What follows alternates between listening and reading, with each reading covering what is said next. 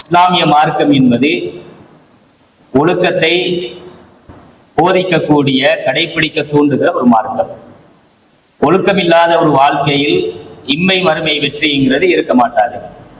அப்ப நாம் நம்ம வாழ்க்கையில ஆண்களும் பெண்களும் கடைபிடிக்க வேண்டிய ஏராளமான ஒழுக்கங்களை இஸ்லாம் நமக்கு கட்டளையிட்டிருக்குது. நாம தெரிந்து கொள்ள வேண்டிய ஒரு சில செய்திகளை மட்டும் இந்த உரையில பார்க்க இருக்கிறோம்.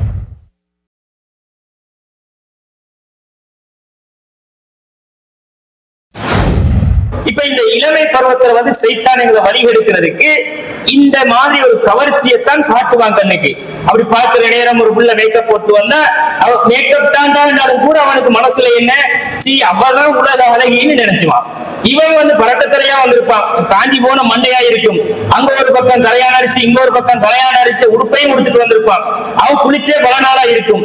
அப்படியான வந்தாலும் இன்னைக்கு ஃபெஷன் என்ற ரூட்ல சைத்தான கொஞ்சம் பாத்தியா எப்படி ஃபெஷனான பொட்டியன், அவன் எப்படி ஸ்டைல் காலத்துக்கு ஏற்ற மாதிரி வெஸ்டர்ன் டைப்ல இருக்கிறான் அப்படின்னு அந்த மாதிரி ஒரு சிந்தனைக்குள்ள இந்த பார்வை கொண்டு போய் தள்ளும் போது அவரை திரும்ப திரும்ப பார்க்கணும் போல அந்த உள்ளம் தூண்டிக்கொள்ளும்.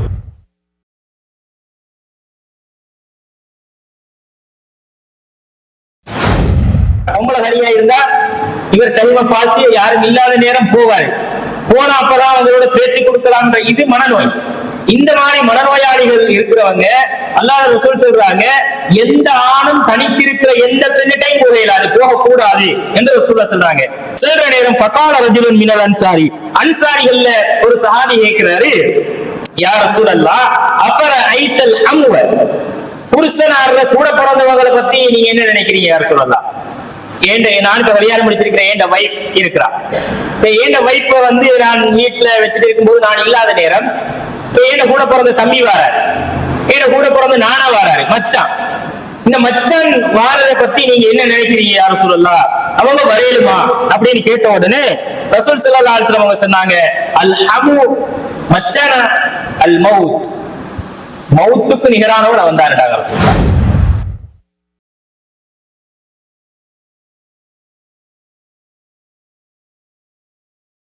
عما يتساءلون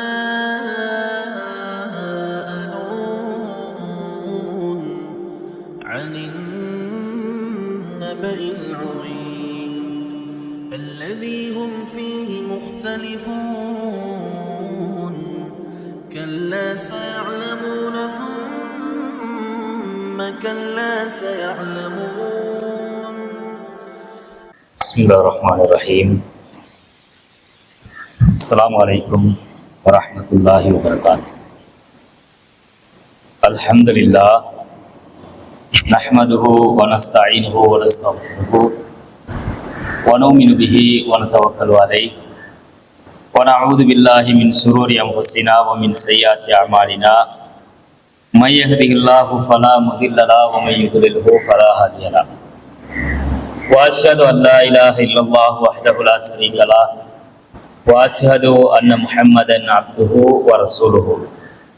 எல்லா புகழும் புகழ்ச்சியும் அகில உலகங்களையும் படைத்தாளுகிற அல்லாஹ் ஒருவனுக்கே உரித்தாகட்டும். அவனுடைய அன்பும் கருணையும் அகிலத்தின் அருட்படை இறுதி தூதர் நபிகளம் பெருமானார் ஸல்லல்லாஹு அலைஹி வஸல்லம் அன்னவர்கள் மீதும், அவருடைய குடும்பத்தார்கள், கிளையார்கள், உற்ற தோழர்கள், கியாம நாள் வரைக்கும் அவர்கள் காட்டிய வழிப்படி வாழ்ந்து மரணிக்கின்ற அனைவர்கள் மீதும் உண்டாகட்டுமாக. கண்ணியத்திற்குரிய சகோதரிகளே, தாய்மார்களே, இஸ்லாமிய ஒழுக்கங்கள் சம்பந்தமாக நாம் நம்முடைய வாழ்க்கையில கடைபிடித்து நடக்க வேண்டிய மார்க்கம் வழிகாட்டி இருக்கிற ஒழுக்கங்கள் சம்பந்தமாக சில தகவல்களை ஞாபகப்படுத்த விரும்புகிறேன். இஸ்லாமிய மார்க்கம் என்பது ஒழுக்கத்தை போதிக்கக்கூடிய, கடைபிடிக்க தூண்டுகிற ஒரு மார்க்கம். ஒழுக்கம் இல்லாத ஒரு வாழ்க்கையில் இம்மை மறுமை வெற்றிங்கிறது இருக்க மாட்டாது. அப்ப நாம் நம்ம வாழ்க்கையில ஆண்களும் பெண்களும் கடைபிடிக்க வேண்டிய ஏராளமான ஒழுக்கங்களை இஸ்லாம் நமக்கு கட்டளையிட்டிருக்குது. தனி மனித வாழ்க்கையில நாம கடைபிடிக்க வேண்டிய ஒழுக்கங்கள் இருக்குது. குடும்ப வாழ்க்கையில நாம கடைபிடிக்க வேண்டிய ஒழுக்க விஷயங்கள் இருக்குது. சமூகத்துக்குள்ள நாம இருக்கும்போது அந்த இடங்கள்ல நாங்க பேண வேண்டிய ஒழுக்கங்கள் இருக்கிறது. பார்வைகள்ல, பேச்சுகளில், நம்முடைய ஆடை விஷயங்களில் நாம் கடைபிடிக்க வேண்டிய ஒழுக்கங்கள் இருக்கிறது. தாய் தகப்பனோடு எப்படி நடந்து கொள்ள வேண்டும், தாய் தகப்பன் பிள்ளைகளோடு எப்படி நடந்து கொள்ளணும், உறவினர்களோடு எப்படி நடந்து கொள்ள வேண்டும் என்ற ஒழுக்கங்களை இஸ்லாம் நமக்கு கற்றுத்தருது. ஒட்டுமொத்த வாழ்க்கையுமே இஸ்லாம் ஒரு ஒழுக்கமான வாழ்க்கையை தான் நமக்கு இந்த உலகத்துல போதிச்சிருக்கு. நாம தெரிந்து கொள்ள வேண்டிய ஒரு சில செய்திகளை மட்டும் இந்த உரையில பார்க்க இருக்கிறோம்.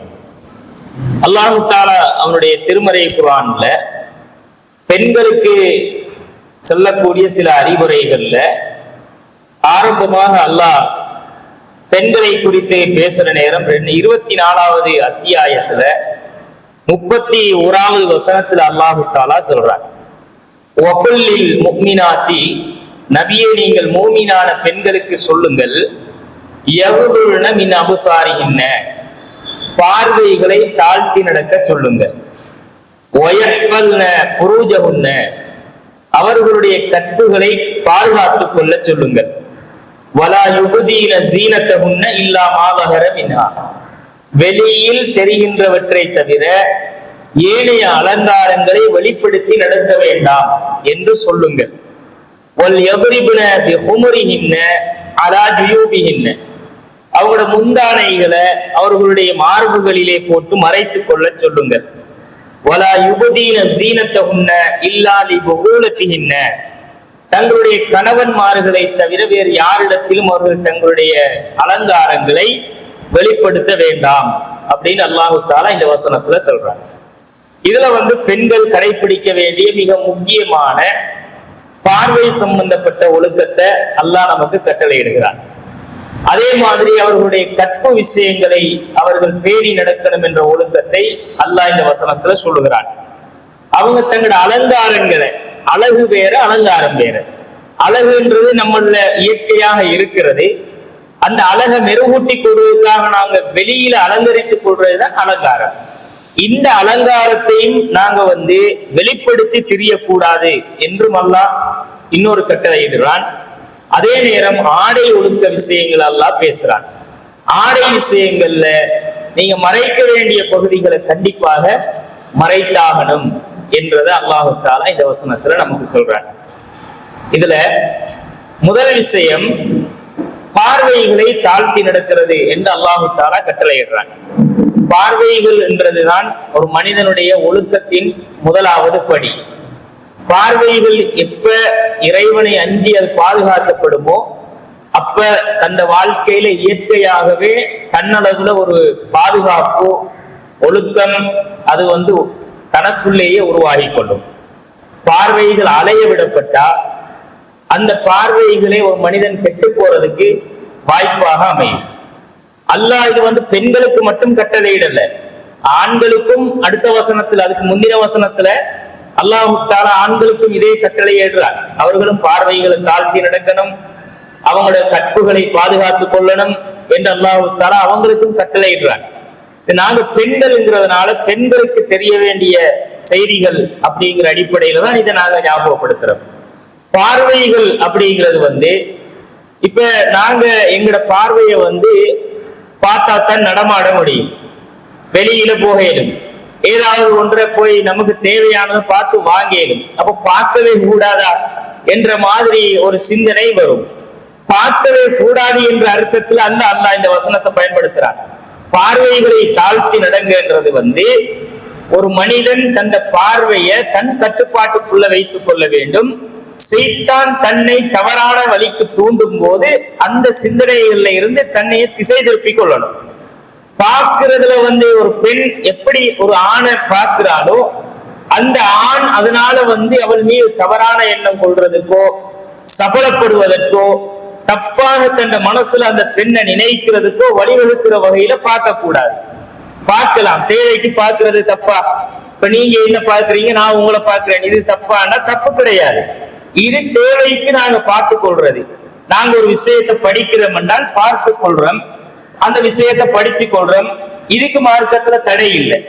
நாங்க ஒரு பொருளை வாங்குறதாக இருந்தா அங்க வந்து போற இடத்துல வந்து ஆண் இருந்தா ஆணோடு பேச வேண்டி இருக்கும், அந்த பொருளை பார்க்க வேண்டி இருக்கும், அதை பார்த்து பேசி வாங்கிட்டு வர வேண்டி இருக்கும். இந்த பார்வைகள் அப்படிங்கிறது வந்து எப்ப வரம்புகளை கடந்து, இறைவன் அனுமதித்த வரம்புகளை கடந்து பார்க்கிற ஒன்றாக மாறுதோ அப்ப அந்த பார்வைன்றது எங்களை வழிக வர செஞ்சிடும். இப்ப நாங்க ஒரு தடவை பார்க்கிறோம், பார்க்கும்போது எதிர்ச்சியா பார்த்துட்டோம்னா அந்த ஆளை நாங்க பார்த்துட்டு அப்படி கடந்து போயிடுவோம். போயிட்டு அப்படியே பார்த்தவரை போயிட்டு இப்படி திரும்பி அப்படி பல்ல காட்டினோம்னு வச்சுக்கோங்க, அப்பவே கணக்கு போட்டுருவோம், அவங்க ஏதோ ஒரு கோணத்துலதான் வாராங்க அப்படின்னு ஒரு மனக்கணக்கு போட்டுருவான். திரும்ப கொஞ்சம் தூரம் போயிட்டு அங்க உட்கார்ந்துகிட்டு இவங்க பேசிக்கிட்டே அப்படி ஒரு லைட்டா ஒரு பார்வை பார்க்கிறது, அப்பவே கன்ஃபார்ம் பண்ணிக்கிடுவாங்க. இந்த பார்வைகள் தான் ஒரு மனிதனை தவறான இடத்துக்கு கூட்டிட்டு போகும். ஒரு பார்வைதான் ஒவ்வொரு ஆணையும் பெண்ணையும் வழி தவற செய்யும். அப்ப பார்வைகள் என்றது மிக முக்கியமாக நாங்க அது வந்து ஒரு பார்வையாளதான் அனைத்து ஒழுக்கக்கேடுகளும் நடக்குது என்ற அந்த சிந்தனையை நாங்க எங்க மனசுல ஆழமாக பதிவு செஞ்சு கொள்ளணும். அதுல நாங்க கண்ட்ரோல் பண்ணல என்று சொன்னா எப்பவுமே அந்த ஒரு பார்வை எங்களை வழித வர செய்யும்.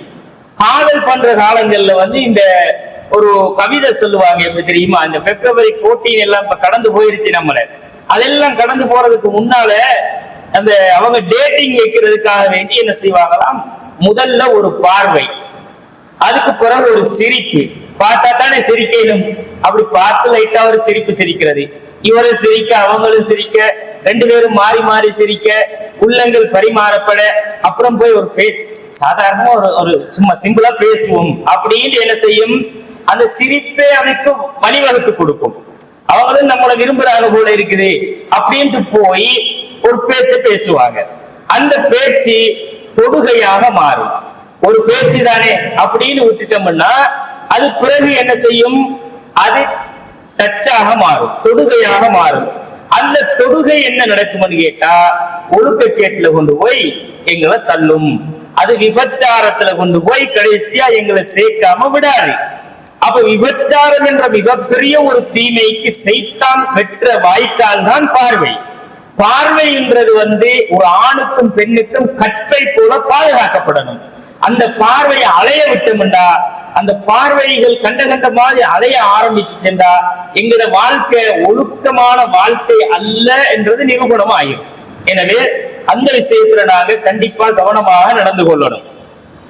அடுத்தது வந்து அல்லாஹ் தஆலா இந்த கற்புகளை பாதுகாத்துக் கொள்ளுங்கள் என்றதை வந்து அதோட சேர்த்து பேசுறதுக்கு காரணமே அதுதான். கற்புகளை பாதுகாத்துக் கொள்ளுங்கன்றத வந்து வேற அல்லாஹ் பேசியிருக்கலாம். அல்லாஹ் தஆலா பார்வையை சொல்லிட்டு ஏன் கற்ப பேசுறாருன்னா அங்க கோட்டை விட்டா இதுவும் போயிடும் அப்படிங்கிறதுதான். ஃபர்ஸ்ட் நீங்க இங்க ஒழுக்கம் கெட்டு போயிட்டீங்களா, அந்த ஒழுக்கக்கேடுதான் உங்களை நாளைக்கு கற்பில்லாதவர்களாக மாற்றும் என்ற அந்த பேசிக்க அல்லாஹ் சும்மா பேச மாட்டான். அல்லாஹ் தஆலா பேசுற ஒவ்வொரு வார்த்தையிலையும் ஹிக்மத் இருக்கும், ஆழமான அறிவு இருக்கும். அதுல வந்து எங்கட ஒவ்வொரு பார்வைகளும் தான் எங்களை வந்து வழிதவர செய்யும் என்றால் அந்த வழிகேடுங்கிறது விபச்சாரத்தெல்லாம் கொண்டு போய் சேர்க்கும். இதான் உண்மையான நிலைப்பாடுங்கிறத நாங்க புரிஞ்சு கொள்ளணும்.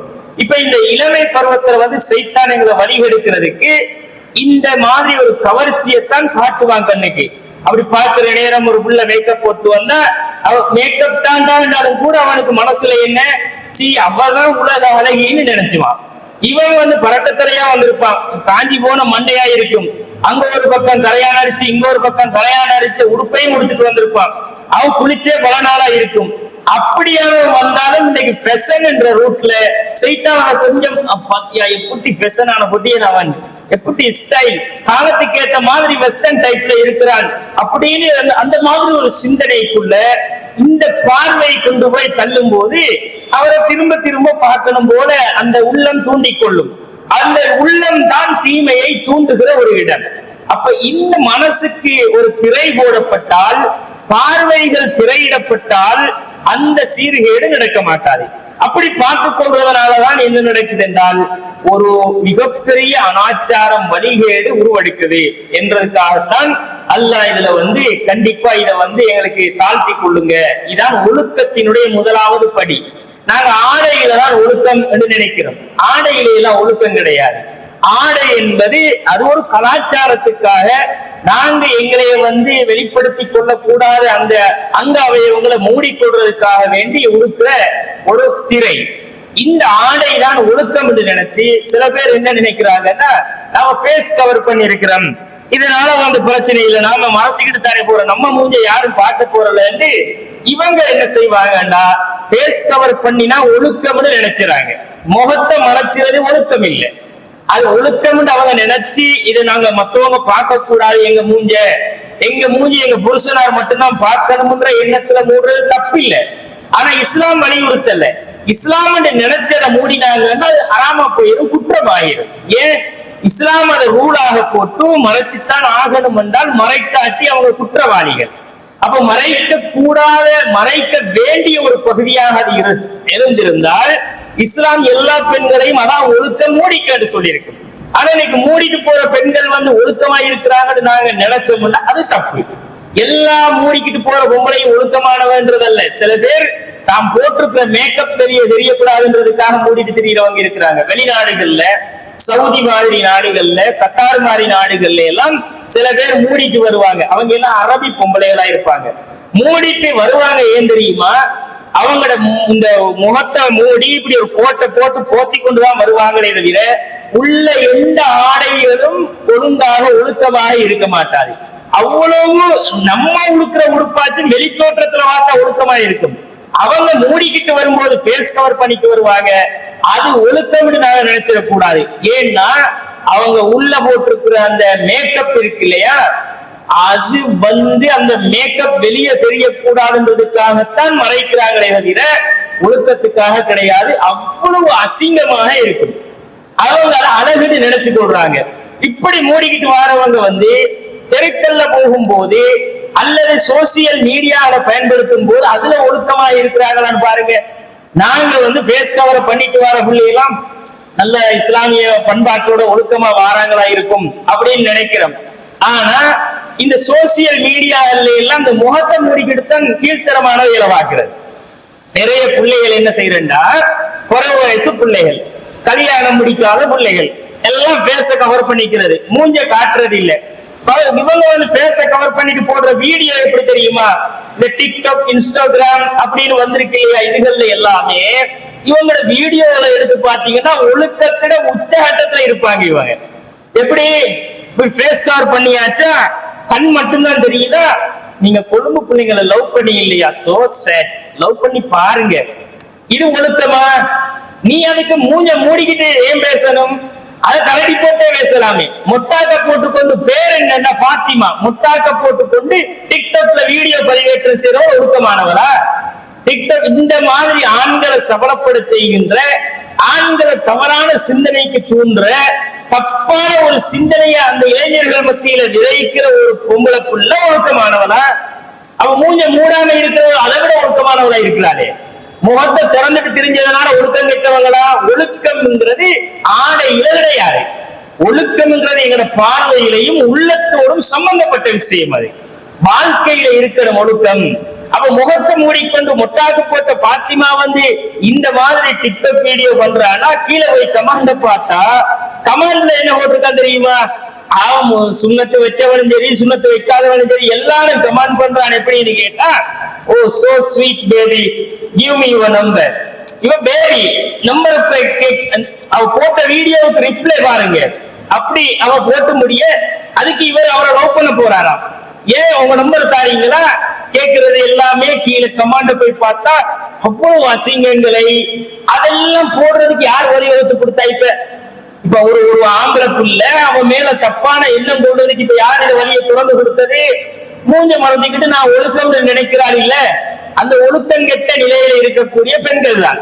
அப்ப சோசியல் மீடியாக்கள் என்பது பார்வைகள் தாழ்த்தப்பட வேண்டிய இடத்துல மூஞ்ச மறைச்சிக்கிட்டு இவங்க பார்வையை தாழ்த்துறாங்கன்னு நினைச்சாங்கன்னா இது வழிகேட்டினுடைய வாசலை திறக்கக்கூடிய விஷயம். இப்ப இந்த இதை சொல்லிட்டு அல்லாஹ் தஆலா நீங்க உங்களோட அலங்காரங்களை வெளிப்படுத்தாதீங்க. அல்லாஹ் அடுத்த விஷயத்தை பேசுறாங்க. அலங்காரங்களை வெளிப்படுத்தக்கூடாது. அழகு வெளிப்படுறதுன்றது வேறு. இப்ப நாங்க முகம் திறந்து கை திறந்து இருந்தா ஏனைய பகுதிகள் மறைக்கப்பட்டிருந்தால் இது அழகு. இந்த அழகு வெளியில தெரியும், இது தப்பு கிடையாது. இது இயற்கையில அல்லாவே படைச்சது. அலங்காரம் என்றது என்னன்னா மேலதிகமா மெருகூட்டுறது. இப்ப நாம இந்த இருக்கிறோம், இதான் நம்மளோட நேச்சுரல். இத ஒரு முடிய ஒரு பக்கம் அழகா சீவி அதை ஒரு மேக்கப் பண்ணி முகத்துக்கு பல பவுடர் கிரீம் எல்லாம் அடிச்சு அதை டெக்கரேஷன் பண்ணி இந்த முடிகளை வலிச்சு ஐப்ரோ கீறி லிப்ஸ்டிக்க பூசி குட்டி அவங்கள மேலதிகமான டெக்கரேஷன் பண்றாங்க பாத்தீங்களா, இது அலங்காரம். இந்த அலங்காரத்தை வெளிப்படுத்தாதீங்க என்று அல்லாஹ் தஆலா கட்டளையிடுறான். இது வெளியில இயற்கையாக தெரிகிறத தவிர இந்த முகம் இப்படித்தான் இருக்குதா அது அப்படித்தான் இருக்கணும், கை இந்த மணிக்கட்டுக்கு கீழே இப்படித்தான் இருக்குதா அது அப்படித்தான் இருக்கணும். அதை தவிர நீங்க அலங்கரிச்சு கொண்டு வெளியே தெரியாதீங்க. மாலைகளை அள்ளி கழுத்துல குமிச்சு கொண்டு கைகள்ல எல்லாம் வளையல்களை தங்க நகைகளை அள்ளி குமிச்சு கொண்டு இவங்க கால்கள்ல கொலுசுகளை அணிஞ்சு கொண்டு வெளியே நடமாடுறது இஸ்லாத்துல அனுமதி கிடையாது. அதெல்லாம் அலங்காரம். இது என்ன நடக்கும்னு கேட்டா, இப்படி செய்யறதுனால எங்களோட மேலதிக அலங்காரத்தை நாங்க செய்யறோம், எங்களோட மேலதிக அலங்காரத்தை நாங்க வெளிப்படுத்திக் கொள்றோம்னு நாங்க நினைச்சோம் என்றால் இது கணவன்கிட்ட மட்டும்தான் நீ செஞ்சு காட்ட. அந்த இதை மூணாவது நபர்கிட்ட காட்டுறதுக்காக அலங்கரிச்சு கொண்டு வெளியே நடமாடக்கூடாது. கணவனை தவிர அந்த தாய் தகப்பன் தந்த உறவுகளை தவிர வேற யாருக்கிட்டையும் இதை நாங்க செய்ய இயலாது. மாப்பிள்ளைக்கு நீ எப்படின்னாலும் அலங்கரிச்சு காட்டிக்க, மருதாணி போட்டுக்க, மேக்கப் அடிச்சுக்க, எல்லாத்தையும் கீறி காட்டிக்க, அதுக்கு அவனுக்கு ஒண்ணு முழுசா ரசிக்கிறதுக்கு உரிமை இருக்கு. அது ஹலாலாக அவன் பார்ப்பான். இந்த ஹராமான முறையில அடுத்தவன் ஒண்ணு பார்த்து ரசிக்கிற அளவுக்கு நாங்க அலங்காரம் செஞ்சுட்டு போனா புருஷனாருக்கு வீட்டுக்குள்ளால இருக்கிற நேரம் இந்த அடுப்படியில ஆக்குறதுக்கு போடுற அதே கிட்டோட தான் புருஷனார்ட்ட இருப்பா. இந்த அலங்காரத்தை நாங்க புருஷனார்ட்ட காட்டினோம்னா இந்த மாதிரி வெளியே அலங்கரிச்சுட்டு போறவங்கள புருஷனார் வெளியே பார்ப்பான். பொண்டாட்டி உள்ள அழகா இருந்தா தான் பொண்டாட்டிய புருஷன் பார்ப்பான். இவன் எப்படின்னா அங்க வீட்டுக்குள்ள குசினியில வேலை செஞ்சு அதே ஒரு போட புருஷனார்கிட்ட போனா எப்படி இவன் விரும்புவான்? விரும்ப மாட்டான். அலங்காரங்களை நீ புருஷனாருக்கு செய். உன் கணவனுக்கு தான் முழு சுதந்திரமும் உரிமையும் இருக்குது உன்னைய ரசிக்கிறதுக்கு பார்க்கிறதுக்கு. அதை விட்டுட்டு வீட்டுக்கு உள்ள இருக்கிற நேரம் ஒரு கோலத்திலையும் உள்ள இருந்து வெளியே போனா மூணாவது ஒரு பார்க்கிறதுக்கு இன்னொரு கோலத்திலையும் போறா. ஆடைகளோட டெக்கரேஷன், அலங்காரங்கள், மேக்கப் டெக்கரேஷன், இதெல்லாம் கொண்டு போய் ஆட்ட காட்டுறா ரோட்ல தெரிகிறவன் எல்லாம் பார்த்துக்க அப்படின்னு காட்டுறத அல்லாஹ் அனுமதிக்கல. அல்லாஹ் சொல்ற அலங்காரங்களை நீ வீட்டுக்கு புருஷனுக்கு காட்டுங்கிறான். இது நம்மளோட சமுதாயம் வீட்டுல காட்ட வேண்டியது ரோட்ல காட்டி தெரியுது. இது தடுக்கப்பட்ட ஒரு விஷயம். இது ஒழுக்கம் கிடையாது. சாதாரணமா புருஷனாரோட போனா சாதாரணமான நிலையில போய் வந்துருங்க. மேக்கப் அடிச்சு அடுத்தவன் பார்த்து ரசிக்கிற அளவுக்கு போனோம்டா ஒரு ஹராத்துக்கு வழி தூண்டுகிற ஒரு வேலையை நாங்க செய்யறோம். அது இஸ்லாத்துல வன்மையாக கண்டிக்கப்பட்ட ஒரு விஷயம். அதுல சில பேர் நினைச்சு கொள்றாங்க என்னன்னா இந்த அலங்காரம் என்றதுல புருவ முடிகளை மலிச்சு ஐப்ரோவால பேனையால அப்படி இந்த லைனை கீறி கொள்றது அழகுன்னு நினைச்சுறாங்க. இதான் அழகு. அல்லாஹ் இயற்கையில முடிய படைச்சு வச்சிருக்கிறான். இது அழகாத்தான் இருக்குது. இது அல்லாஹ் படைச்சதே அழகுக்குத்தான். அல்லாஹ் அழகிய படைப்பாளன். அல்லாஹ் அழகான படைப்பாளன் என்றால் அல்லாஹுவை போல அழகா படைச்சிருதுக்கு யாரும் இல்லை. அப்படி அல்லாஹ் படைச்சிருக்கிறார். இந்த புருவமுடைய நாங்க என்ன செய்யறோம்னா கண்ணாடிக்கு முன்னால போய் பார்க்கிறோம், இது சரிப்பட்டு வராதே, சின்னதா இருக்குது அப்படின்னு இதை அப்படியே வலிச்சிடும். பிளேடால இத வலிச்சு ரெண்டையும் வலிச்சுட்டு பென்சில் வச்சிருக்கிறான் ஐப்ரோ அதுக்கு வேறையா அதை வாங்கி கொண்டாந்து ஐப்ரோவை பெருசா கீறுறாங்க. கீறி இது வலிச்சாச்சு, முடிய வலிச்சாச்சு, ஐப்ரோவை கீறியாச்சு. கீறி கொண்டு இவங்க வெளியில இந்த மேக்கப்போட நடமாடுறத பாக்குறது. இந்த மாதிரி நடமாட இஸ்லாத்துல அனுமதி இருக்க? மேக்கப் பேர்ல முடிய மலிச்சு கேளுமா? புருவ முடிகளை மதிக்கேளுமா? நபிகள் நாயகம் ஸல்லல்லாஹு அலைஹி வஸல்லம் 4 பேரை சபிச்சாங்க ரசூலுல்லாஹ். 4 பேருக்கு அல்லாஹ்வுடைய சாபம் இருக்குது அப்படின்றாங்க ரசூலுல்லாஹ். யாரு?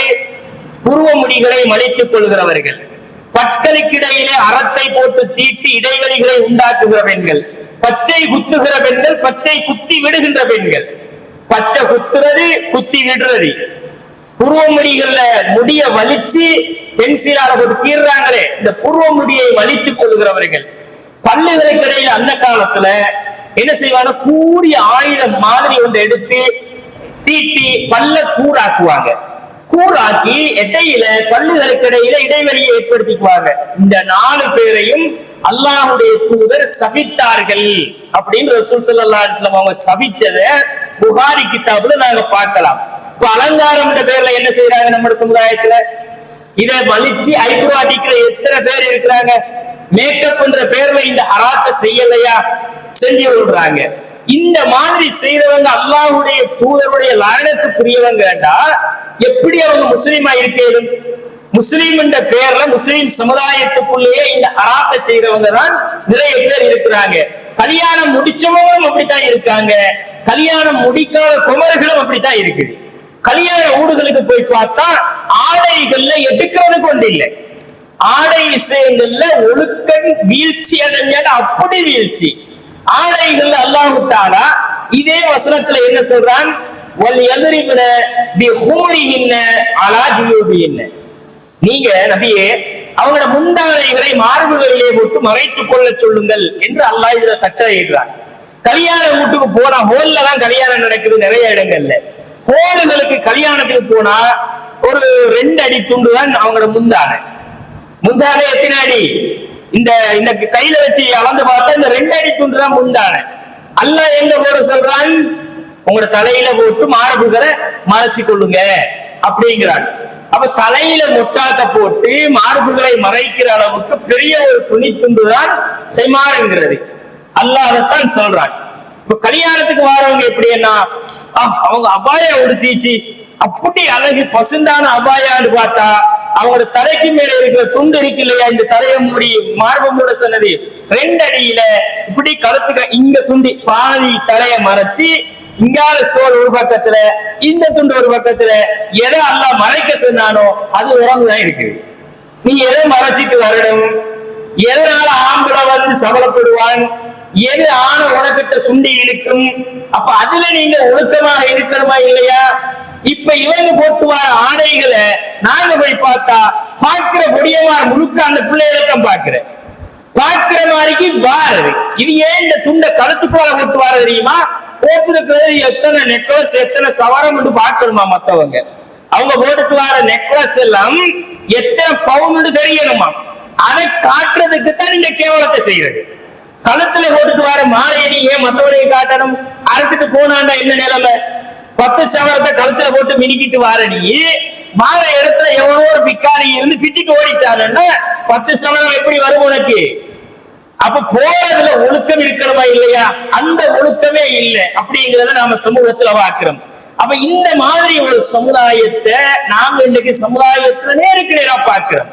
ஆடைகள் விஷயத்துல ஒரு சமுதாயத்தை நபிகள் நாயகம் எச்சரிக்கை செஞ்சாங்க. எப்படின்னா, சின்பானி 2 கூட்டத்தார்கள் இருக்கிறார்கள், மின் அஹ்லின்னார், அவர்கள் நரகவாதிகள்.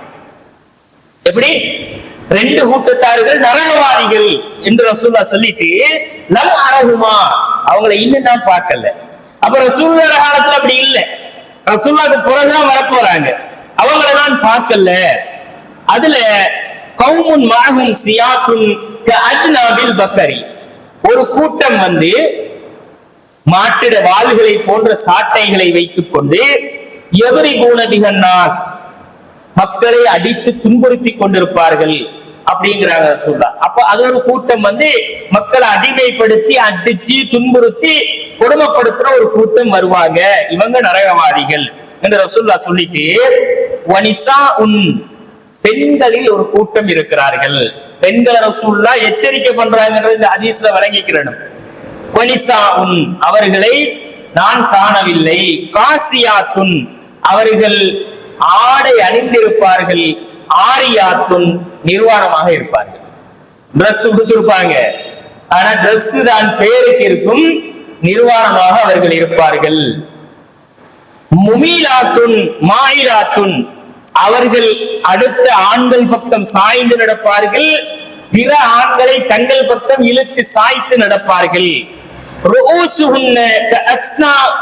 கஅஸ்னிமத்தில் புக்தில் மாயிலதி, அவர்களுடைய கொண்டைகளை அவர்கள் எப்படி கட்டுவார்கள் என்றால், ஒரு ஒட்டகத்துடைய முதுகுல ஒரு திமில் இருக்கும் பாத்தீங்களா, முதுகுல ஒரு முக்கு மாதிரி இருக்கும், அந்த மாதிரி அவர்களுடைய கொண்டைகளை இப்படி தூக்கி கட்டிக்குவாங்க என்று ரசூலுல்லாஹ் சொல்லிட்டு, லா யதுகுலூனல் ஜன்னah, அவர்கள் சொர்க்கத்தில் ஒருபோதும் நுழைய மாட்டார்கள், வலா யஜிதுன ரீஹஹா, அதனுடைய வாடையை கூட நுகர மாட்டார்கள், வ இன்ன ரீஹஹா லயூஜது மின் மசீரத்தின் கதா வ கதா, அந்த சொர்க்கத்தினுடைய வாடை இன்ன தூரத்திற்கெல்லாம் அடிக்கும், ஆனா அந்த வாசனை கூட அவங்களுக்கு கிடைச்சாதுன்னு ரசூலுல்லாஹ். அப்ப எவ்வளவு தூரப்படுத்தப்பட்டிருப்பாங்க அல்லாஹ்வுடைய அருளை இருந்து யோசிச்சு பாருங்க. அந்த அளவுக்கு இந்த சமுதாயத்துல மக்கள் இருக்கிறத பாருங்க. பஸ்ஸுகள்ல ஏறி போனா நம்ம தான் கண்ணை மூடிட்டு வர வேண்டிய நிலைமை இருக்கும். டவுன்கள்ல சுத்தி தெரிஞ்சா அப்ப நம்மட கண்ணை பாதுகாத்து கொண்டு வர வேண்டிய தேவை இருக்கும். ஏன்னா ஒரு சமுதாயத்துல இப்படி பெண்கள் நடமாடுவாங்க, அது கியாமத்துடைய அடையாளம் என்று ரசூலுல்லாஹ் சொன்னாங்க. டிரெஸ் உடுத்து டிரெஸ் உடுக்காம போறேன்னு சொன்னா இறுக்கமான ஆடைகளை அணிவது, மெல்லிய ஆடைகளை அணிஞ்சு கொள்றது, உடுத்துட்டு போற நேரம் உள்ளுக்குள்ள ஆடைகள் உள்ளாடைகள் விளங்குற அளவுக்கு ஆடை அணிஞ்சு போறேன்னா நீங்க அணியாம சும்மாவே தெருவுல போயிடலாம். அப்படி ஒரு ஆடை வந்து உடுக்க தேவையில்லையே. எங்க பொம்பளை பிள்ளைகள கூட நிறைய பேரை நாங்க பாக்குறோம். ஆனா நிறைய பேர் அதிகமானவங்கல்ல இந்த இஸ்லாமிய வரம்புகளுக்கு உட்பட்டு வாழ்றாங்களே, ஒழுக்கங்களை பேணி அவங்களை குறிப்பிடல. சாதாரணமா இஸ்லாத்தை படிக்காம இஸ்லாம் என்ற கலாச்சாரமே வாழ்க்கையில இல்லாம உம்மா வாப்பா முஸ்லிமிடத்துக்கு முஸ்லிமா வாழ்றாங்க பாத்தீங்களா. இந்த மாதிரியான ஆட்கள்ல நிறைய பேர் ஆடைகள் எல்லாம் அப்படித்தான் இருக்கு. அந்த ஆடைகளை உடுத்துட்டு வருவாங்க. ஆடை சும்மா என்னமோ உடம்புல கிடக்கு, ஒட்டிக்கிட்டு கிடக்கு, இந்த மாதிரிக்கு இருக்கும். ஆனா எதை மறைத்து ஒழுக்கமா நடக்கணுமோ அதை மறைச்சு ஒழுக்கமா நடக்காத ஒரு சூழ்நிலையை நாங்க பார்க்கிறோம். இவங்களுக்கு சொர்க்கத்தினுடைய வாடகை கூட கிடைச்சாது, இவர்கள் நரகவாதிகள் அப்படின்னு ரசூல் ஸல்லல்லாஹு அலைஹி வஸல்லம் சொல்றாங்க. ஆடை அணிஞ்சி நாங்க வெளியில போறதாக இருந்தா நாங்க வந்து பெர்ஃபியூம் யூஸ் பண்ணி போகக்கூடாது. ஒரு நாள் பெர்ஃபியூம் பெண்களுக்கு வெளியில சுத்தி திரியறதுக்கு பெர்ஃபியூம் யூஸ் பண்ண அனுமதி கிடையாது. உள்ள அழகா டெக்கரேஷன் பண்ணுங்க, அலங்காரம் பண்ணுங்க, பெர்ஃபியூம் அத்தர் என்னத்தை வேணும்னாலும் யூஸ் பண்ணிக்கோங்க கணவனுக்கு முன்னால். ஆனா ரசூல் ஸல்லல்லாஹு அலைஹி வஸல்லம் எதை எச்சரிக்கை செஞ்சாங்கன்னா, அய்யுமா இம்ரஅத்தின் இஸ்தஅதரத், ஒரு பெண் அத்தர் பூசிக்கொண்டு நறுமணம் பூசி ஃபமர்ரத் அலா கௌமின், ஒரு கூட்டத்தை கடந்து சென்றால், லியஜிது மின் ரீஹிஹா, அவள் பூசி அந்த அத்தர் வாசத்தை நறுமணத்தை அவர்கள் நுகர வேண்டும். மோந்து பார்த்தா என்ன மனம் அப்படின்னு அவங்க நுகர்ந்து பார்க்கணும்ன்றதுக்காக இவள் பூசிக்கு ஒரு கூட்டத்தை கடந்து போறாளன்னா நீங்க தெரிஞ்சுக்கங்க, பகிய ஜானியா, அவள் விபச்சாரி அப்படின்றாங்க சொல்லணும். அவள் யாரு? விபச்சாரி. நசாயி 5036வது ஹதீஸ்ல இதை நீங்க பார்க்கலாம். அப்ப பெர்ஃபியூம் அடிச்சு கொண்டு நீ போறது என்னத்துக்கு? யார சுண்டி இருக்கிறதுக்கு? அடிச்சுட்டு போற பெர்ஃபியூம் எப்படின்னா உயர் ரகமான பெர்ஃபியூம் அடிச்சா அந்த பெர்ஃபியூத்தை அடிச்சுட்டு போனா அந்த ஸ்மெல்ஸ் அடுத்தவங்களோட மூக்குள்ள பின்னாடியே போகணும். இவங்க போனா அப்படி மூக்குல சுண்டி இழுக்கிற மாதிரி அந்த பெர்ஃபியூம். இந்த காஸ்மெட்டிக் கடையில எல்லாம் போய் குமர பிள்ளையெல்லாம் அப்படி தேடி தேடி வாங்குற பிள்ளைகள் நிறைய இருக்கிற பெர்ஃபியூம், பாடி ஸ்ப்ரே இதெல்லாம் பாவிக்கிறது தப்பே இல்லை, தாராளமா பாவீங்க. வெளியில நடமாடும் போது வெளியே போகும்போது அது யூஸ் பண்ண அனுமதி இல்லை பெண்களுக்கு. மாப்பிள்ளையோட போறீங்களா, மாப்பிள்ளையோட போகும்போது நீங்க வந்து தனியா போறீங்களா, மாப்பிள்ளையோட போய் திரும்பி வருவீங்களா, யூஸ் பண்ணிக்கிட்டு போங்க.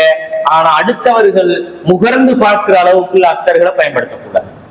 அடுத்தவங்களை சுண்டி இழுக்கிற மாதிரி ஒருத்தப்படி திரும்பி பார்ப்பா, யாரா போறாள் என்ன பெர்ஃபியூம் யூஸ் பண்ணினாலும் பார்க்கிற அளவுக்கு நாங்க பூசிக்கிட்டு போனோம்னா ரசூலுல்லாஹ் சொல்றாங்க, அவங்களுக்கு ரசூலுல்லாஹ் கொடுத்ததே அவள் விபச்சாரின்றது. விபச்சாரிகள் தான் அப்படி நடமாடுவாங்க, விபச்சாரிகள் தான் அப்படி பூசிக்கிட்டு நடமாடுவாங்க. போறவன் மோந்து பார்த்துட்டு நல்லா நுகர்ந்து பார்த்துட்டு அவ கூட போயிருவான். அப்படி விபச்சாரிகளை போல நீங்கள் நடமாடக்கூடாது என்று ரசூல் ஸல்லல்லாஹு அலைஹி வஸல்லம் இதுல எச்சரிக்கை பண்றாங்க. அதே நேரம் ரசூல் ஸல்லல்லாஹு அலைஹி வஸல்லம் அவங்க சொல்றாங்க, புகூர் என்ற ஒரு அத்தர் இருக்குது. புகூர்ன்றது வந்து ஒரு நறுமண பொருள். அதை வந்து நீங்க பயன்படுத்தினீங்கன்னா நீங்க எங்கட பள்ளிக்கு துளை வரப்படாதுன்னு ரசூலுல்லாஹ் தடுக்கிறாங்க. ஐயுமா இம்ராத்தின் அசாபத் பகூரன், நறுமண புகையை எந்த பெண்ணாவது பயன்படுத்தினால் பயன்படுத்தின அந்த பெண் பலா தஸ்ஹத் மஅனல் இஷா அல் ஆகிரா. இரவு தொழுகைக்காக வேண்டி எங்களோட வந்து அவர் என்ன செய்யக்கூடாது, பள்ளியில நிக்க கூடாதுன்னு ரசூலுல்லாஹ் தடுக்கிறாங்க. பள்ளிக்கே வந்துடாத நாங்க ரசூலுல்லாஹ் பூசிக்கிட்டு, நாங்க நறுமணத்தை பூசிட்டு ரோட்லயே அதிரிஞ்சம் அல்லாஹ்வோட மாளிகைக்கு தானே போனோம், அதுக்கு கூட நீ வரக்கூடாது நாங்க ரசூல் ஸல்லல்லாஹு அலைஹி வஸல்லம். அப்ப எந்த அளவு கண்டிப்பான கட்டளைன்றதை பாருங்க. ஒரு பெண் அந்த நறுமண புகையை பயன்படுத்தினால் அந்த பெண் எங்களோடு பள்ளியில் தொழுகைக்கு வரக்கூடாது என்று ரசூல் ஸல்லல்லாஹு அலைஹி வஸல்லம் அவர்கள் சொன்னார்கள். அதே மாதிரி இதா ஸஹிதத், ஒரு பெண் இஹ்தா குன்னல் மஸ்ஜித, ஒரு பெண் ஜமாத்து தொழுகையில வந்து கலந்து கொள்வதற்காக பள்ளிக்கு சென்றால் பலா தமஸ்ஸதீபன், அவள் நறுமணம் பூச வேண்டாம் அப்படின்றாங்க ரசூலுல்லாஹ். நறுமணம் பூசிட்டு வராதீங்க, அத்தர்களை பூசிக்கொண்டு அடுத்தவங்களை சுண்டி இருக்கிற மாதிரி வராதீங்க என்று ரசூல் ஸல்லல்லாஹு அலைஹி வஸல்லம் சொல்றாங்க. நாங்க வந்து பொடி ஸ்ப்ரே வந்து சாதாரண நறுமணம் இல்லாத வியர்வை வாசங்கள் வெளிப்படாத அந்த மாதிரியான நறுமணங்களை நாங்க பூசிக்கொள்வது தடை இல்லை.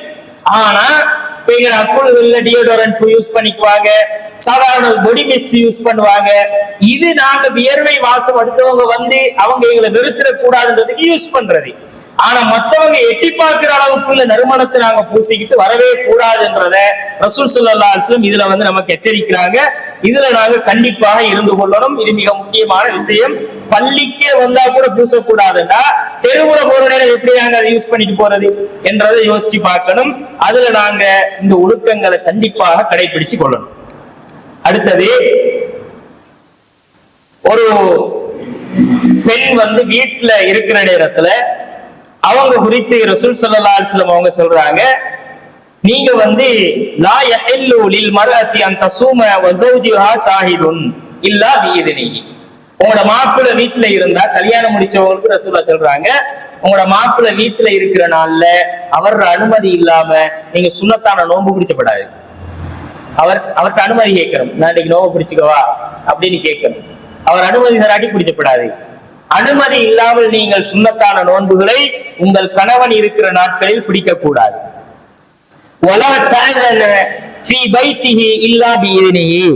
அவன் அனுமதி இல்லாம வீட்டுல யாரையும் அனுமதிக்க கூடாது.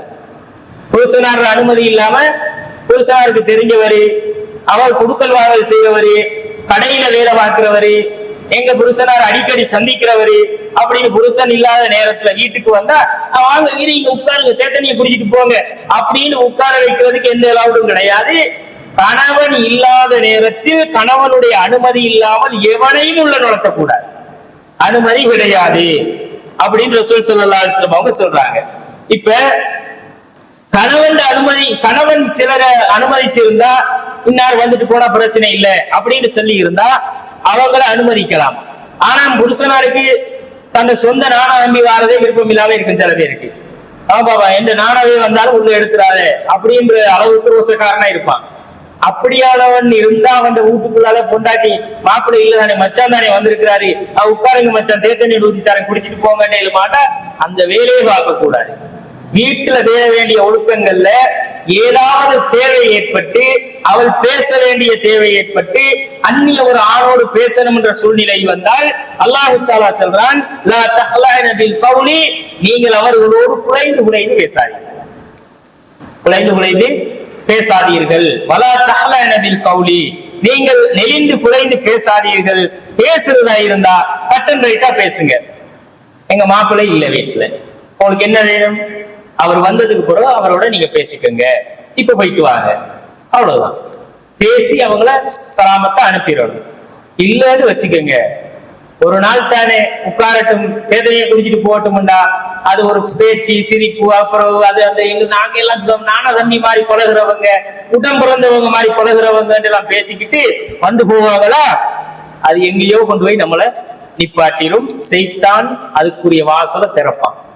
நபிகள் நாயகம் ஸல்லல்லாஹு அலைஹி வஸல்லம் அவங்கள்ட்ட சஹாபாக்கள் பேசிக்கிட்டு இருக்கிற நேரம் ரசூலுல்லாஹ் இந்த இத பத்தி பேசுறாங்க. யார? மச்சனை பத்தி.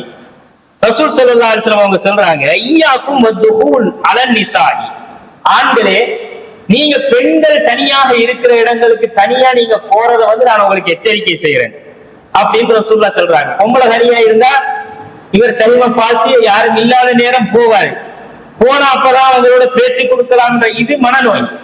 இந்த மாதிரி மனநோயாளிகள் இருக்கிறவங்க அல்லாஹ் ரசூல் சொல்றாங்க, எந்த ஆணும் தனித்திருக்கிற எந்த பெண்ணிட்டையும் போக இயலாது, போகக்கூடாது என்று ரசூலுல்லாஹ் சொல்றாங்க. செல்ற நேரம் ஃபகால ரஜுலுன் மினல் அன்சாரி, அன்சாரிகள்ல ஒரு சஹாபி கேட்கிறாரு, யா ரசூலல்லாஹ் அஃபர ஐத்தல் ஹம்வ, புருஷனார்ல கூட பிறந்தவங்களை பத்தி நீங்க என்ன நினைக்கிறீங்க யா ரசூலல்லாஹ்? நான் இப்ப கல்யாணம் முடிச்சிருக்கிறேன், என் வைஃப் இருக்கிறா. என் வைஃப வந்து நான் வீட்டுல வச்சுட்டு இருக்கும்போது நான் இல்லாத நேரம் என் கூட பிறந்த தம்பி வாராரு, என் கூட பிறந்த நானா வாராரு, மச்சான். இந்த மச்சான் வாரதை பத்தி நீங்க என்ன நினைக்கிறீங்க யா ரசூலல்லாஹ்? அவங்க வரையலுமா அப்படின்னு கேட்ட உடனே ரசூல் ஸல்லல்லாஹு அலைஹி வஸல்லம் அவங்க சொன்னாங்க, அல் ஹமு மச்சான அல் மவுத், மவுத்துக்கு நிகரானவன் அவன் தான் ரசூலுல்லாஹ். மச்சானாருக்கு இலவு கொடுத்தா மச்சானால எத்தனை மாப்பிள்ளை மாறுற வாழ்க்கை கெட்டு போச்சுன்னு நிறைய பேர் வரலாறுகள் இருக்குது. சொந்த தங்கச்சிய என்ன செஞ்சிருவான்னா, நானோட தம்பிட கொண்டாட்டிய நானா கூட்டிட்டு ஓடி போன வரலாறுகள் இருக்குது. நாணக்காரன் தம்பிட கொண்டாட்டிய கூட்டிட்டு ஓடுறாருன்னா அதுக்கு எது வாசல திறந்து கொடுத்துச்சேன்னா இந்த உள்ளுக்கு எடுத்து அலவுட் பண்ணினதுதான். மச்சானண்டா அவன் உனக்கு கூட பிறந்தவன் இல்லை, அவன் கல்யாணம் முடிக்க அனுமதிக்கப்பட்டவன், கல்யாணம் முடிக்க அனுமதிக்கப்பட்டவன், அவன் மஹ்ரமி இல்லை, அவன் அஜ்னபி. அஜ்னபி இல்ல, நீ என்ன செய்யணும், மூணாவது மனுஷனை எப்படி பார்க்கிறாயோ அப்படித்தான் அவனை பார்க்கணும். நாங்க ஒரே குடும்பம், ஒரே வீட்டுக்கு கூட்டு குடும்பமா இருப்போம், அது எங்களோட மச்சான், சின்னத்துல இருந்து எங்க மச்சான் எங்களோட வந்து புள்ள மாதிரி பழகி இருக்கிறாரு அப்படிம்பாங்க. புள்ள மாதிரி பழகினாலும் பலகாட்டியும் இஸ்லாம் சொன்ன ஒழுக்கம்ன்றது பருவ வயசு அடைஞ்சா வரணுமா இல்லையா? பருவ வயசு அடைஞ்சால் பருவ வயசை அடைந்த ஒவ்வொரு ஆணும் பெண்ணும் கடைபிடிக்க வேண்டிய ஒழுக்கங்கள்ல அஜ்னபி மஹ்ரமி சட்டம் இருக்கா இல்லையா? அஜ்னபி மஹ்ரமி சட்டத்துல அவங்க சின்ன பிள்ளையில இருந்து எங்களை பார்த்து நாங்க வளர்ந்தவங்க, எங்களை தங்கச்சி மாதிரி பார்க்குவாங்க, மச்சான் என்று இல்லை. இப்ப உள்ள காலத்துல லேட்டஸா இங்க மச்சான் என்று பேச விருப்பம் இல்லை. நானா அது எப்படி உனக்கு நானா வாயின உன தாத்தாலையோ உன தங்கச்சிலையோ மாப்பிள்ள வந்து எப்படி உனக்கு நானா வாகுற? உன புருஷன் கூட பிறந்தவன் எப்படி உனக்கு நானா வாகுற? அவன் மச்சான் தானே உனக்கு. மச்சான வந்து நானா அனுபவப்பட்டு வச்சு இருப்பாட்டிக்கிறது. மாப்பிள்ளை இல்லாட்டியும் பரவாயில்லை, இவ தீய ஊத்தி கொண்டு வந்து ஆத்தி கொடுத்து இவ உட்கார்ந்து பேசி சிரிச்சு மகிழ்ந்து அனுப்புறது. கடைசியா அவன் சிரிச்சு மகிழ்ந்துட்டு போயிருமா. இப்ப வாழ்க்கை பிரிஞ்சு நடுத்தருவில் யாரு நிற்பா? யார வாழ்க்கை பிரச்சனையாகும்? அப்ப இந்த ஒழுக்கம் கெட்ட ஒரு இடத்துக்கு வந்து இந்த மாதிரி உள்ளுக்கு ஆம்பளை இல்லாத நேரமோ அல்லது ஆண் விரும்பாதவர்களையோ அனுமதிச்சா நிச்சயமாக அந்த பிரச்சனை நடக்கும். இப்ப மச்சான் வந்தா என்னவா, மாமி அந்த பொண்டாட்டின யாரு மகளோட புருஷனார் வந்தா மாமி ஓட்டி போய் வீட்டுக்கு ஒழிச்சுக்கிற, என் மருமகன் வந்திருக்காரு, உன்னோட மருமகனுக்கு நீ ஒழிச்சணுமா? மாமிக்கு அது புள்ள மகன் மாதிரி. இப்ப மருமகன், இப்ப நான் வந்து கல்யாணம் முடிச்ச வீட்டுல என் பொண்டாட்டியோட உம்மா எனக்கு உம்மா ஸ்தானம், அவங்கள முடிக்கலாது, எனக்கு கல்யாணம் முடிக்கலாது, அவங்க வந்து எனக்கு மஹ்ரமி. இப்ப அந்த மஹ்ரமியான உறவு மாமி என்றாலும் என் தாய் ஸ்தானத்துல இருக்கிறாங்க. இப்ப அந்த தாய் வந்து மருமகன் என்ன கண்ட உடனே ஓட்டி போய் முட்டாக்க போட்டு கொண்டு ஒழிச்சு கொள்றது, இது தேவையே இல்லை. இது தேவையா? தேவையில்லை. ஆனா இந்த மச்சங்காரன் சொல்றது, மச்ச கொஞ்சம் ஏத்தி கொண்டு போய் கொண்டாட்டின தாத்தாவை இல்லாட்டி தங்கச்ச ஏத்தி கொண்டு சந்தில விட்டுட்டு வந்துருங்களே. யாரு யாருக்கு மொட்டாக்க போடணும்? யாரு யாருக்கு மொட்டாக்க போட்டு மறையணும்? இந்த எனக்காக வேண்டிய கொண்டாட்டின கூட பிறந்தவள் தான் மொட்டாக்க போட்டு மறைஞ்சிருக்கணும். அவள் எனக்கு மஹ்ரமி, முடிச்ச அனுமதிக்கப்பட்டவள். அப்ப எந்த கொண்டாட்டின தாத்தா நாங்க ஏத்திக்கிட்டு கொண்டு போயிட்டு சந்தியில விடுங்கன்றதுக்கு எனக்கு அனுமதி இருக்குதா? அது செய்யணுமா? எனக்கு ஏத்திக்கிட்டு கொண்டு சந்தியில விட மாட்டான், உன்ன தெருவுல விட்டு அவனை ஏத்திட்டு போயிடுவான். இவன் கொஞ்சாதிக்கு இவன் வந்து வைத்தியம் பார்க்கறதுக்கு ஹாஸ்பிட்டல்ல கொஞ்சாதி இருந்தா பாக்குறதுக்கு கொண்டே விட்டு கூட்டிட்டு வரதெல்லாம் இந்த மாப்பிள்ளையா இருந்தா இவருதான். யார மச்ச யார ஏத்திக்கிட்டு போகணும், கூட்டிட்டு வரணும்? மாமியை கூட்டிட்டு போ.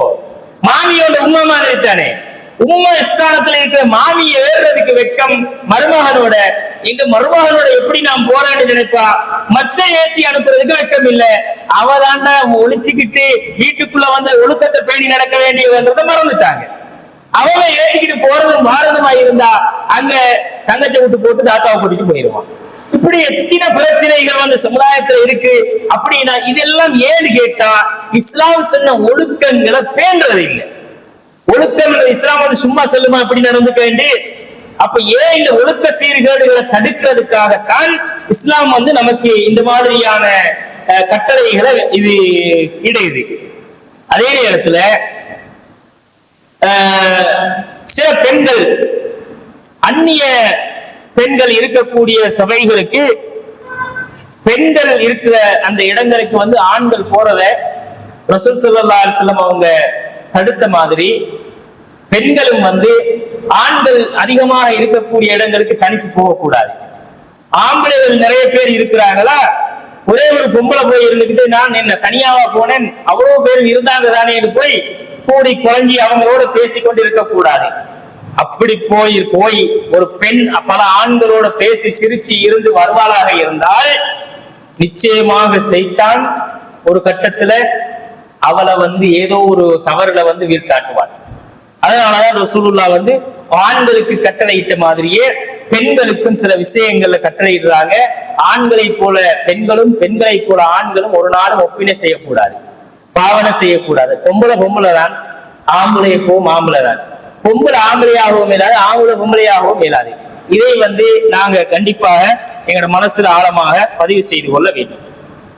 அதே நேரம் இந்த ஒழுக்க விஷயங்கள்ல தாய் தகப்பனோடு நடக்கக்கூடிய ஒழுங்குமுறைகள் கண்டிப்பாக ஒவ்வொரு பிள்ளைகளும் கடைபிடிக்கணும்.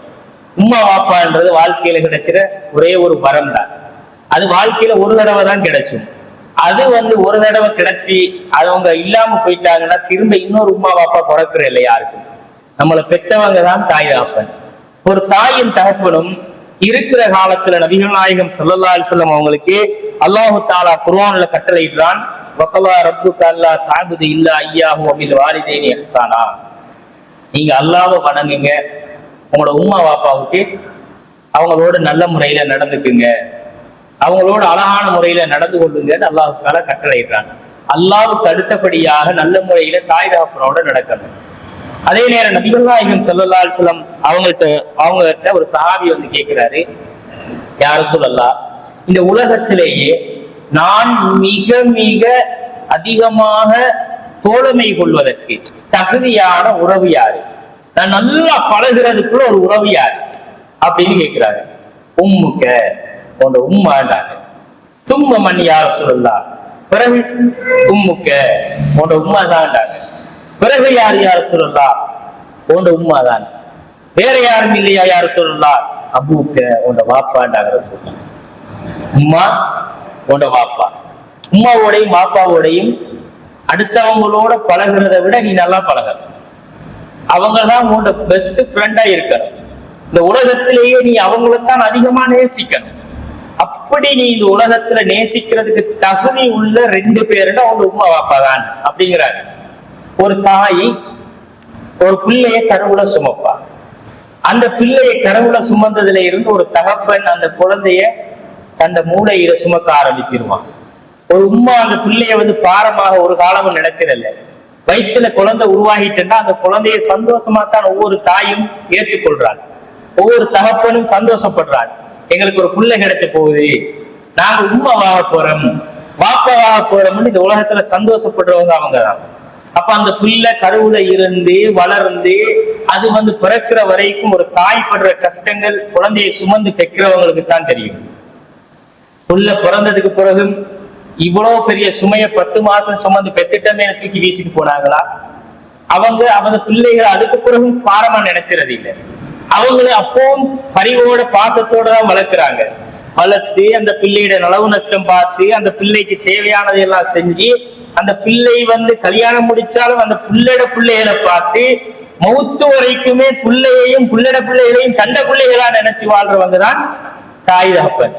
இந்த ஒரு பிள்ளைய வளர்க்கறதுக்காக ஒரு பாப்பா கஷ்டப்பட்டு படாத பாடுபட்டு கூலி வேலை செஞ்சு அவன்கிட்ட ஏற்றி வாங்கி ஒரு 1000 ரூபாய் 2000 ரூபாய் காசு வாங்கி கொண்டு வந்து அந்த பிள்ளைகளை தின்ன பிடிச்ச கொடுத்து படிக்க வச்சு அவங்களுக்கு ஆடை கொடுத்து எல்லாம் பார்த்து பார்த்து பார்த்து கேட்கிறதையெல்லாம் வாங்கி கொடுத்து வளர்க்கிறவன் ஒரு தகப்பன்.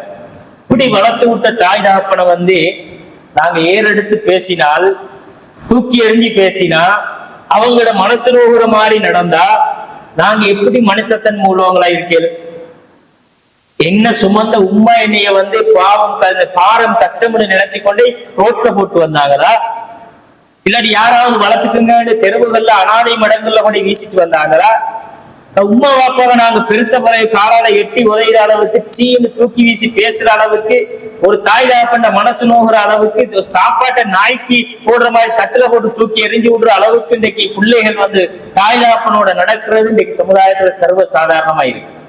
உம்மா பாப்பாவை ஒதுக்கி ஒரு ரூமை கொடுத்து வேறையாக்கி வச்சிருவாங்க. அவங்க அதுக்குள்ளாலதான் அவங்களோட வாழ்க்கை. அவங்க சந்தோஷத்துக்கு வெளியே கூட்டிட்டு போறல்ல, நல்ல சந்தோஷமா அவங்களோட உட்கார்ந்து பேசுறல்ல, இன்னும் 4 வார்த்தையை அவங்க மனசு விட்டு பேசி சிரிக்கிற அளவுக்கு அவங்களோட நடந்து கொள்றல்ல. சாதாரண ஒரு வேலைக்காரன் மாதிரி தாய் தகப்பனை பயன்படுத்துறவங்க இருக்கிறாங்க. ஆனா அல்லாஹ் தஆலா அவங்களோட எப்படி நடக்கணும்ன்றாருன்னா, நீங்க இரக்கம் என்ற உங்களுடைய இறக்கைகளை பணிவை தாழ்த்துங்கள். பணிவு என்ற அந்த இரக்கம் என்ற உங்களோட இறகுகளை வந்து நீங்க தாழ்த்துங்க. அவங்களுக்கு இறங்கி போங்க. அவங்கள்ட்ட வக்குல், நீங்க அவங்களுக்காக கேளுங்க, அல்லாஹ்ட்ட கேளுங்க. ரப்பி ரஹ்ம்ஹுமா கமா ரப்பயானி ஸகீரா.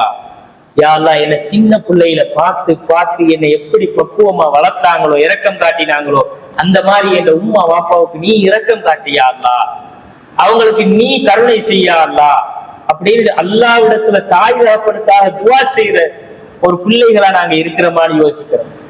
எங்கட தொழுகைகள்ல, எங்கட வாழ்க்கையில, எங்கட தாய் தகப்பன் உசுரோட இருக்கும் போதோ மௌத்தா போன பிறகோ அந்த உம்மா வாப்பாவுக்காக துஆ கேட்ட பிள்ளைகளாக நாங்க இருக்க மாதிரி யோசிச்சு பார்க்கணும். எங்கட சமூகத்துல நிறைய பேருக்கு துஆ கேட்க தெரியா பிள்ளைகளுக்கு, உம்மா வாப்பாவுக்காக. அல்லாஹ் வந்து கேட்க சொல்ற துஆ பாடமாக்கி துஆ கேட்கிற பிள்ளைகள் எத்தனை பேர் இருக்கிறோம்? ரப்பி ரஹ்ம்ஹுமா கமா ரப்பயானி ஸகீரா கேட்கிற பிள்ளைகள் எத்தனை பேர் இருக்கிறாங்க? துஆ தெரியா, பாட்டும் கூத்தும் கும்மாளமும் தேவையில்லாத ஆச்சாரங்களும் எல்லாத்துலயும் மூழ்கி துனியாவுல கிடக்கிறோம். உம்மா வாப்பா மௌத்தா போனா அவங்களுக்கு மையத்துக்கு துஆ செய்யறதுக்கு பிள்ளைகளுக்கு தெரியாது. இப்படியான பிள்ளைகளாகத்தான் இன்றைக்கு சமுதாயத்துல நம்மளோட பிள்ளைகள் இருக்கிறாங்க. ஆனா உலகத்துல ஒவ்வொரு தாய் தகப்பனும் ஒரு முறைதான் நமக்கு கிடைச்சுவாங்க. அவங்க இந்த உலகத்தை விட்டு போயிட்டாங்கன்னா அதுக்கப்புறம் ஒரு தாய் ஒரு தகப்பன் வரப்போறல்ல என்றதை எங்களோட மனசுல எப்பவும் இருக்கணும். எங்களோட உம்மா அப்பாவால இழந்தவங்க நாங்க இருக்கிறோம். எங்களோட தாய் தகப்பன் இன்னொரு நாங்க பிறக்க போறல்ல. ஒரு தாயுடைய இரக்கம்ன்றது என்ன, தகப்பன் இரக்கம்ன்றது என்ன? அப்போ ஒரு பிள்ளை வந்து அதை உணர்ந்து அந்த தாயுடைய அந்தஸ்து, அந்த தகப்பனுடைய இடத்தை ஒவ்வொரு பிள்ளைகளும் அடையும் போதுதான் தாய் தகப்பன் என்னன்றதை விளங்குறாங்க. அப்ப விளங்கின உம்மா அப்பா உசுரோட திரும்பி வருவாங்களா? கபருக்கால எழும்பி வருவாங்களா? வரமாட்டாங்க. ஆனால் ஒவ்வொரு தாயோடைய தகப்பனுடைய நடக்கும் போது எங்களோட வாயில இருந்து வார வார்த்தைகள் கண்ணியமாக இருக்கும், மரியாதையான வார்த்தைகளா இருக்கும். அல்லாஹ் தஆலா திருமறை குர்ஆன்ல சொல்றான், வலா தன்ஹருஹுமா, அவங்கள நீங்க வெறுத்துறாதீங்க. வலா தக்குல்லஹுமா உஃபின் வலா தன்ஹருஹுமா, சி நீ எல்லாம் ஒரு பொம்பளையா, நீ எல்லாம் ஒரு வாப்பாவா உம்மாவா அப்படின்னு ஒரு வார்த்தை கேட்கிறாங்க. அவங்களுக்கு உரிமை இருக்கு. அவங்க எங்களை திருத்துவாங்க, ஏசுவாங்க, அடிப்பாங்க. அவங்களுக்கு உரிமை இருக்கு. அவங்க அப்படி செய்யறாங்கன்றதுனால நாங்க எங்களோட உம்மா வாப்பா பார்த்து நீ எல்லாம் ஒரு உம்மாவா, நீ எல்லாம் ஒரு வாப்பாவான்னு கேட்டா அல்லாஹ் சொல்றான், அந்த ஒரு வார்த்தை கூட நீங்க பேசிடாதீங்க. அவங்கள வெறுத்துறாதீங்க, உள்ளத்தால வெறுத்துறாதீங்க. வக்குல்லஹுமா கௌலன் கரீமா, கண்ணியமான வார்த்தைகளை பேசுங்க, மரியாதையா பேசுங்க அவங்களோட அப்படிங்கிறாங்க. அப்படி எத்தனை பிள்ளைகள் இன்னைக்கு சமூகத்துல இருக்காங்க? உம்மா வாப்பாட பேச்சுக்கே கட்டப்படுறது.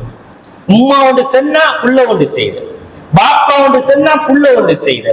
புள்ள பாப்பா உம்மாட சொல்லுக்கு அடங்காத புள்ள என்றா எப்படி அவங்களுக்கு அல்லாஹ் அருள் கிடைச்சது? நபிகள் நாயகம் ஸல்லல்லாஹு அலைஹி வஸல்லம் அவர்கள் சொன்னார்கள், யார் தன்னுடைய தாய் தகப்பனையோ 2 பேரையுமோ அல்லது 2 பேர்ல ஒருத்தரையோ வயசான காலத்திலே அடைந்து அவர்களுடைய திருப்தியை பெறாமல் இந்த உலகத்தில் இருந்து அந்த தாய் தகப்பன் மரணித்து விட்டார்கள் என்றால் அவன் நாசமா போகட்டும். யாரு உம்மா வாப்பட திருப்தி கிடைச்சாம இவன் நினைப்புக்கு இவன் வாழ்ந்துட்டு உமா பாப்பா அதிருப்தியான நிலையில புள்ளட என்ன இப்படி பாக்குறானே, இந்த மாதிரி நடத்துறானே இது கவலைப்பட்டு வெம்பி கண்ணீர் விட்டு அழுது ஒவ்வொரு தாய் தகப்பனும் வாழ்ந்து மௌத்தாயிட்டாங்கன்னு வைங்களேன், நரகவாதின்னு ரசூலா சொன்னாங்க. அவன் சொர்க்கத்துடைய வாடையை கூட நுகர மாட்டான். உம்மா வாப்பா அவன் நோவினை செஞ்சவன் எப்படி சொர்க்கம் போகையிலும்? ரசூல் ஸல்லல்லாஹு அலைஹி வஸல்லம் பெரும்பாவங்கள்ல எதை சொன்னாங்க? பெரும்பாவங்கள்ல இணை வைப்ப சொன்னாங்க இல்லையா? அல்லாஹ்வுக்கு இணை வைக்கிறது. அதுக்கு பிறகு எதை சொன்னாங்க? உக்கூக்குல் வாலிதை, உம்மா வாப்பாவை நோவினை செய்யறது, கஷ்டப்படுத்துறது, வேதனை செய்யறது, பேச்சுக்களால சொற்களால நடத்தைகளால கைகால்களால அடிச்சு உதைச்சி தூக்கி எறிஞ்சி இந்த மாதிரி நடத்துற பிள்ளைகள் ஒரு நாளும் சொர்க்கம் நுழையவே மாட்டார்கள் போகிறார். எனவே உம்மா பாப்பாவோட ஒவ்வொரு பிள்ளைகளும் நடந்து கொள்ள வேண்டிய ஒழுக்கங்கள் இருக்குது. அவங்களோட மரியாதையா நடக்கும். உம்மா பாப்பா மௌத்தாயிட்டாங்களா, அவங்களுக்காக அல்லாட்ட துவா செய்யற பிள்ளைகள் உருவாகும். சாலிகான பிள்ளைகளுடைய துவாக்கள் கியாம நாள் வரைக்கும் அந்த தாய் தகப்பனுக்கு கிடைச்சது. எங்களோட பிள்ளை அப்படி நாங்க உருவாக்கணும். எங்களோட பிள்ளைகள் அந்த மாதிரி எங்களுக்காக துவா செய்யறவங்களா இருக்கணும். பிள்ளைகள் எல்லாம் எந்த உம்மா பாப்பா என்னை எப்படி இரக்கத்தோட வளர்த்தாங்களோ அந்த மாதிரி அல்லாஹ் அவங்களுக்கு இரக்கம் காட்டணும் என்று துவா செய்யணும். அல்லாஹும்ம ஃபிர் லஹு வர்ஹம்ஹு வஆஃபிஹி வஃபு அன்ஹு வஅக்ரிம் நுஸ்ரஹு வவஸ்ஸி மத்கலஹு வஸில்ஹு பில் மாஇ வஸ்ஸல்ஜி வல் பரத் என்று துஆ செய்ய தெரியாத எத்தனையோ பிள்ளைகள் இன்னைக்கு சமுதாயத்தில் இருக்கு. மௌத்தா போனா பொம்பளை பிள்ளைக்கும் துஆ செய்ய தெரியா, ஆம்பளை பிள்ளைக்கும் தெரியும். இனி இந்த பிள்ளைகளுடைய விஷயத்துல தாய் தகப்பனும் கவனமாக, தாய் தகப்பன் விஷயத்துல பிள்ளைகளும் கவனமாக நடந்து கொள்ளணும்ன்றத மனசுல ஆழமாக பதிவு செய்து கொள்ள வேண்டும். இன்ஷா அல்லாஹ் வேறு சந்தர்ப்பங்கள்ல நேரம் கிடைச்சா நாம வேற இன்னும் பல விஷயங்கள் இருக்கு, அதுல தொடர்ச்சியாக பார்க்கலாம். வாஹிரு தவானா அனில் ஹம்துலில்லாஹி ரப்பில் ஆலமீன். அஸ்ஸலாமு அலைக்கும் வரஹ்மத்துல்லாஹி வபரகாத்துஹு.